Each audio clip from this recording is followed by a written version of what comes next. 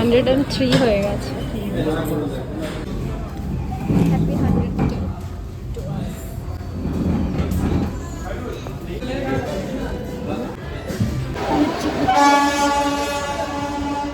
Hello, welcome back to our channel. আজকে অনেক দিন পর একটা লং ব্লগ করছি।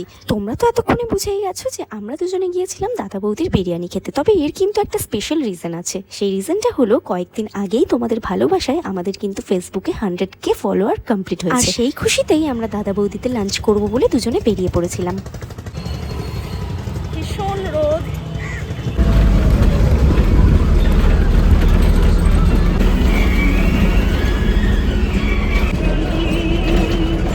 ভাইয়েরও কিন্তু আমাদের সাথে যাওয়ার কথা ছিল, কিন্তু দিনটা ছিল হোলির 2 দিন পরে। আর ওর হোলি খেলে যা মুখ চোখের হাল, তাই জন্য ওর কিন্তু আর আশা হলো না। তাই ওর জন্য আমরা পার্সেল নিয়ে আসবো ঠিক করে রেখেছিলাম। যাই হোক, এদিকে দেখো ও আবার শর্ট ব্লগ করছে। আমরা কিন্তু আমাদের ভিআইপি থেকে উল্টোডাঙ্গার বাসে উঠে গেছিলাম আর স্টেশনেও চলে এসেছিলাম। আর এখানে এসে আমি একটা কানের দুল কিনছিলাম, কারণ আমি বাড়ি থেকে কানের দুল পরে আসতেই ভুলে গেছি। তাহলে একটু দাঁড়াবে, টিকিটটা কেটে নি। ঠিক আছে, টিকিটটা কাটলেই খুচরো হয়ে যাবে।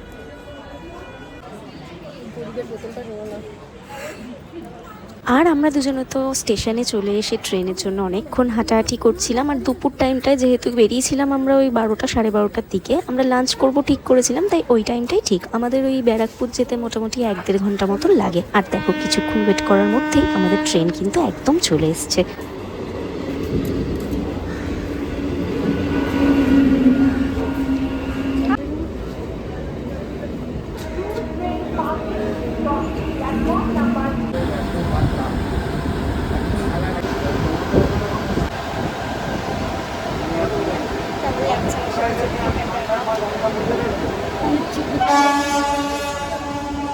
তো ট্রেনে আমরা দুজনে মিলে বসে পড়েছিলাম। সিট ছিল, কারণ দুপুর টাইমটায় ট্রেন একটু ফাঁকাই থাকে। সেই বুঝেই আমরা ভাবছিলাম যে ডিনারের থেকে লাঞ্চ করাই বেটার হবে। এই টাইমটায় ট্রেনও ফাঁকা থাকে। তো আমরা একদম প্রকৃতির দৃশ্য দেখতে দেখতে দুজনে মিলে গল্প করতে করতে যাচ্ছিলাম।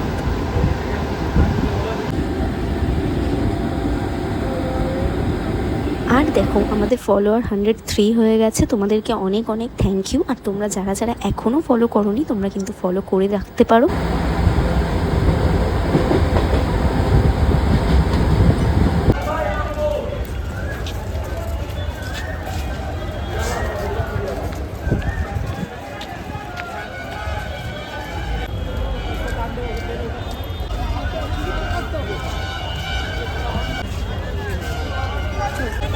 কি হলো? আসো আসো।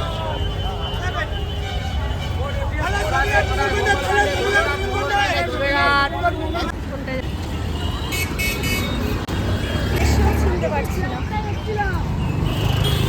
এটা ফার্স্ট এডটা, এইটাই।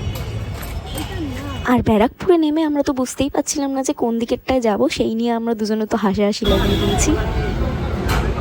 আমরা এখন দাদা বৌদির লাইনে দাঁড়িয়ে আছি। ফার্স্ট টাইম এরকম লাইন দিতে হচ্ছে। কোনো এর আগে এতবার এসেছি, কোনো লাইন টাইম দিতে হয়নি।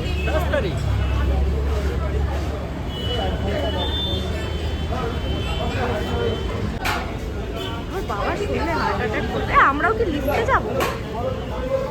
জিজ্ঞেস করো ভিতরে খালি আছে কিনা তাই। নিচে কিন্তু বসবো না, নিচে বসবো না তো। উপরে উপরে বসে সিট হবে তো। টাইম লাগবে, খালি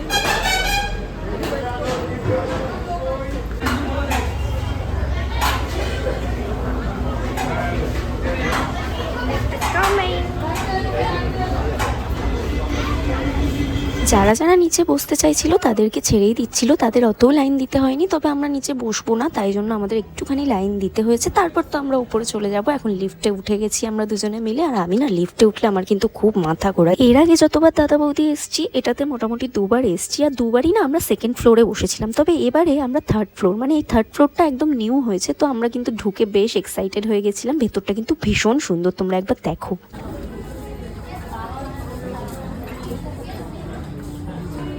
ফাঁকাই তো নেই।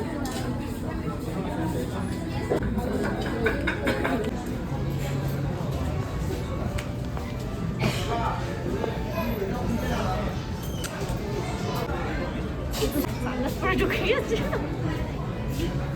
তোমাদের এই অ্যাম্বিয়েন্সটা কেমন লাগলো আমাকে কিন্তু কমেন্ট করে জানিও। আর তোমরা যারা যারা দাদা বৌদির এই ফ্লোরটায় যাওনি এবারে কিন্তু অবশ্যই এই ফ্লোরটাতেই তোমরা যেও। দেখো এখানে এসে আমরা কিন্তু অর্ডারও দিয়ে দিয়েছিলাম, কারণ ভীষণ খিদে পেয়ে গেছিলো, অনেকটা জার্নি করে এসেছিলাম। আমার তো পার্সোনালি অলওয়েজ দাদা বৌদির বিরিয়ানি ফেভারিট। আমি ডিবাপির সাথে কখনো কম্পেয়ার করি না, কারণ আমি ডিবাপি কখনো খাইনি, তবে টেস্ট করার ইচ্ছে রয়েছে। আর এদিকে তো আমাদের স্টার্টার চলে এসছে। স্টার্টারে আমরা ডায়মন্ড ফিশ ফ্রাই খাবো না, সেটা তো হতেই পারে না, তাই ফিশ ফ্রাই ছিল। আর এরপরে দুজনে দুটো মাটন বিরিয়ানি আর চিকেনের একটা গ্রেভি আইটেম অর্ডার করেছিলাম। আর ছিল একটা ভার্জিন মজিতো, যেটা ও খেয়েছিল, আমি খাইনি।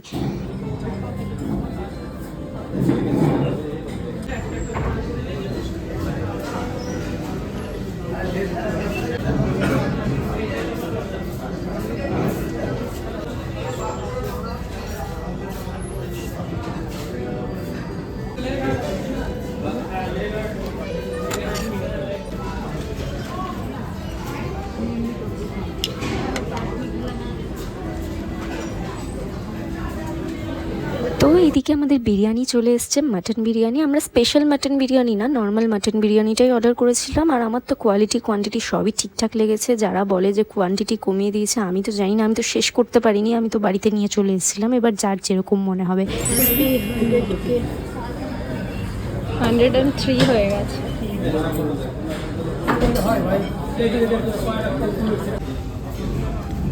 Happy 100 day.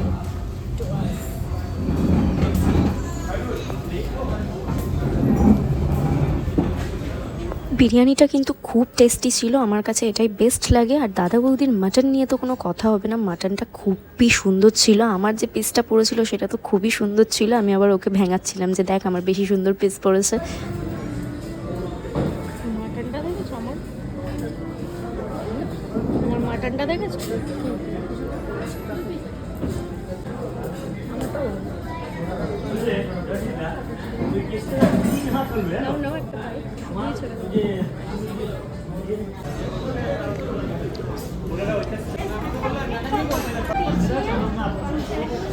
তুমি আর তোমার ভার্জিন মজিতো একটু দাও, একটা সিপ নাও। তো আমাদের খাওয়া দাওয়া তো অলমোস্ট এখানেই কমপ্লিট। আমরা দেখো আর খেতেই পাচ্ছি না, জানি না আমরা কি খেলাম, এইটুকুতেই পেট ভরে উঠলো। তারপর বাকিটা দেখো পার্সেল হচ্ছে। তবে জানো তো এটা একটা প্লাস পয়েন্ট যে আমাদের পার্সেল সিস্টেমটা রয়েছে, নইলে বড্ড গায়ে লাগতো।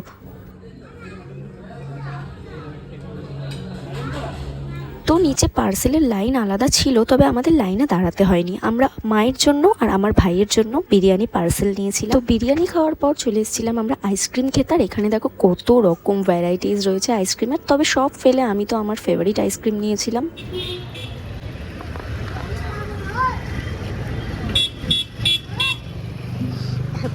তো আজকের ভ্লগটা তোমাদের কেমন লাগলো আমাকে অবশ্যই কমেন্ট করে জানিও।